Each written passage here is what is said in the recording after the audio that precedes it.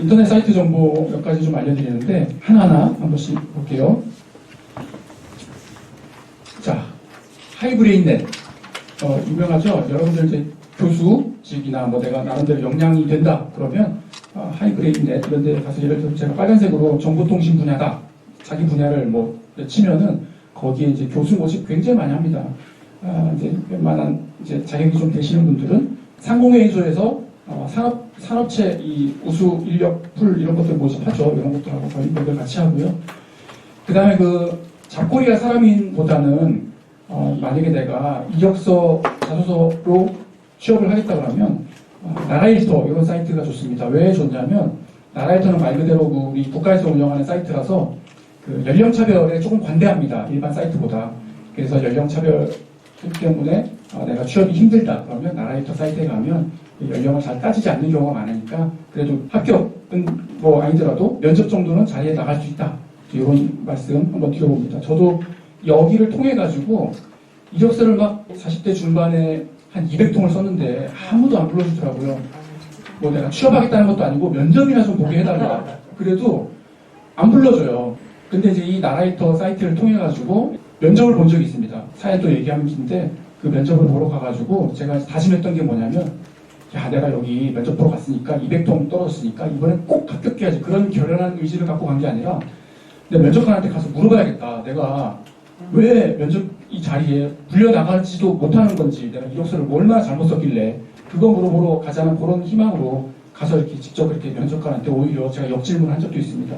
여러 가지 구건 사연이 있습니다만 시간 관계상 저기 가까운 구로 디지털 단지 가면 탤런트뱅크라는 회사 있습니다. 탤런트뱅크라는 회사 탤런트뱅크라는 회사 사이트에 들어가셔가지고 이제 회원가입을 하면 선생님들한테 이제 면접 보자라고 요청이 올 겁니다. 탤런트뱅크 회사에 가서 이제 면접을 보면서 당신 어떤 능력이 있습니까? 나는 이런 걸 해볼 수 있고 이런 능력이 있습니다라고 그렇게 이제 면접이 끝나면 그 탤런트뱅크에 인재풀로 등록이 됩니다. 인재풀로 등록이 되면 기업에서 인사 담당자가 필요한데 내가 우리 회사에서 고용하기는 좀 뭐하고 그냥 한 6개월만, 한 3개월만 우리 중년들 이렇게 파트타임으로 좀 고용하고 싶은데 뭐 그럴 경우 있죠. 신제품 출시했는데 홍보 담당자가 필요한데 사람 수상이 그렇잖아요. 그렇죠? 그래서 이제 잠깐 한 3개월만 신제품 안착할 때까지만 그렇게 이제 그러면 이제 신입사원들이 그런 거 하기보다 우리 중년들이 경험 있는 사업 기획이나 여러 가지 무게감 있는 그런 업무를 소개해주는 인력 소개소 같은 그런 겁니다. 회원가입 그런 거 한번 해보시면 좋을 것 같아요. 선생님들 나름대로 역량이 뛰어나다고 제가 들어가지고 이렇게 제가 이런 거 탤런트뱅크 저도 가입을 해가지고 가끔씩 연락 옵니다. 이런 업무가 있는데 한번 해볼 거냐 말 거냐 이런 식으로. 자 그리고 그와 비슷한 이런 사례, 이런 이 IT 프리랜서 사례인데 이 사람 이제 우리가 긱잡이라고 하잖아요. 프리랜서 저 같은. 이제 이것도 한번 살짝 한번 보시고. 자, 이분들 이제 커리어 패스 과정을 잘 한번 보세요. IT 프로그래머 정규직 이제 퇴사를 하고 이제 관련 분야의 사람은 이제 이직을 하는 경우겠죠. 디지털 네트워크 아까 제가 사람을 통한 정보 말씀드렸잖아요. 우리 약한 연대의 힘 있죠. 프리랜서를 이제 저처럼 이제 1인 기업 하는 거예요. 그래서 여러분들 궁극적으로는 이제 본인의 일을 하셔야 됩니다. 지금 취업 자리를 알아보시고 어떤 회사 조직의 어떤 그 뒷배경도 좋지만 결국은 이제 여러분들 30년 길게 일을 더 하셔야 되잖아요. 30년은 최소 30년 일을 더 하시려고 그러면 결국은 자기 일을 아마 하셔야 될 것 같습니다. 사업이든 자영업이든 저처럼 뭐 1인 기업이든 어쨌든 그런 부분에 대해서 힌트가 될 것 같아서 말씀드렸고 자 추가로 탤런트뱅크는 약간 좀 무거운 직종 그렇죠? 약간 좀 무겁다고 해야 되나요? 그보다 조금 더 가벼운 사이트 크몽이라는 사이트 있습니다. 크몽이라는 사이트에서 내가 상품 판매하고 있다, 서비스 판매하고 있다라고 하시는 분 선생님들 혹시 계세요? 저는 여기서 이제 전자책 팔고 있습니다. 전자책, 뭐 이렇게 강의법, 뭐 책 쓰기, 뭐 여러 가지 신중년, 뭐 직업에 관련된 그런 것들을 이제 써가지고 이제 이런 데 올려놨는데 땀은 이렇게 팔리기도 해요. 이제 크몽이라는 사이트가 이제 선생님들 아까 탤런트뱅크라는 사이트와 똑같습니다. 선생님들이 내가 제공해 줄 수 있는 서비스 뭐가 있을까 그런 것들을 뭐라도 좋습니다. 한번 이제 올려놓으시면 콜을 전화를 받을 수 있는 그래서 여기서 어떤 상품들이 어떤 서비스들이 거래가 되는지 이런 것들을 보시면 이제 내가 나아갈 방향 이런 것도 좀 볼 수 있다. IT 뭐 영상, 사진, 음향, 번역, 통역, 문서, 글쓰기, 마케팅, 뭐 운세, 심리 상담까지 뭐 하나 여러분들 내공은 요 정도 카테고리 중에서는 다 하나씩 있으시니까 그런 것들 한번 잘 검색 한번 해보시면 좋겠고, 서울시 일자리 포털, 서울에 계시니까 선생님들 서울시 일자리 포털 고용노동부 대표적 사이트가 어디죠? 고용노동부는 워크넷이죠. 그럼 서울시에서 하는 워크넷이 서울 일자리 포털이라는 사이트 똑같습니다. 그러니까 여기에 들어가서 그럼 무엇을 보느냐? 여기에 가시면 뉴딜 일자리라고 있습니다. 이게 인턴십입니다. 뉴딜 일자리. 그래서 여기에 가면 뉴딜 인턴십이라는 그 카테고리가 있습니다. 청년, 여성, 중장년, 어르신, 노숙인, 뭐 장애인, 뉴딜 인턴십 일자 이런 식 카테고리가 있는데, 여기에 들어가서 인턴십 사업이 아무래도 우리 중년이 취업할 수 있는 가능성이 좀이라도 있기 때문에 그것도 이제 시 사업이죠.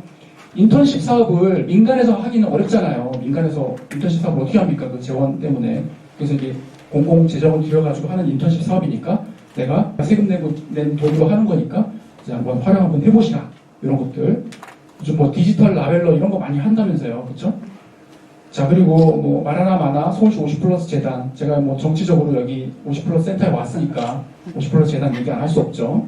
50플러스 재단도 아시겠지만 캠퍼스와 센터가 있습니다. 그렇죠? 여기 지금 센터죠. 또 캠퍼스라는 개념도 있으니까 약간 뭐 본교, 분교 이런 개념이 재단과 캠퍼스 골고루 한번 돌아가시면서 4개의 캠퍼스와 12개의 센터인가요? 11개의 센터인가요? 그 정도가 있습니다. 그 사이트를 마다 그 하는 사업 내역이 다 틀려요.